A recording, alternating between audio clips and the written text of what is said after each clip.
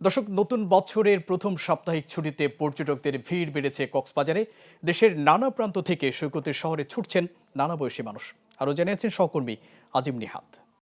নতুন বছরের দ্বিতীয় দিনেও পর্যটকের উপস্থিতি বেশ লক্ষ্য করা যাচ্ছে। বিশেষ করে আজকে সকাল থেকে আমরা বিভিন্ন বিচের বিভিন্ন পয়েন্টে গিয়েছি, সেখানে দেখেছি যে অন্যান্য সময়ের তুলনায় বেশ স্বতঃস্ফূর্তভাবে উপস্থিতি দেখা যাচ্ছে পর্যটকদের। বেলা বাড়ার সাথে সাথে সেটি আরও বৃদ্ধি পাচ্ছে এবং আমরা পর্যটকদের সাথে কথা বলেছি, তাদের আপাতত বড় ধরনের কোনো অভিযোগ নেই এবং তবে ডিসেম্বরের একদম শেষের দিকে অর্থাৎ জানুয়ারির শুরুর দিকে আমরা যেটি দেখেছিলাম যে তাদের হোটেল ভাড়া নিয়ে বেশ কিছু অভিযোগ ছিল এবং বিভিন্ন জায়গায় যাত্রী হয়রানির একটি অভিযোগ ছিল। তবে এখন তাদের খুব একটা অভিযোগ নেই এবং ডিসেম্বর শেষ হওয়ার সাথে সাথে পর্যটকের চাপ কিছুটা কমেছে এবং গেল সপ্তাহে সাপ্তাহিক ছুটির তুলনায় এই সপ্তাহের সাপ্তাহিক ছুটিতে একটু পর্যটক কিছুটা কমে যাচ্ছে এবং এই ক্ষেত্রে হোটেল মালিকরা যেটি বলছেন যে শিক্ষা প্রতিষ্ঠানগুলো চালু হওয়ার কারণে পর্যটকের সংখ্যা ধীরে ধীরে কমে যাচ্ছে এবং জানুয়ারিতে এটি আরও কমে যেতে পারে। ফলে তারপরেও তারা যেটি আশা করছেন আর তারপরে তারা যেটি বলছেন যে অন্যান্য বছরের তুলনায় এবছর তারা নির্বিঘ্নভাবে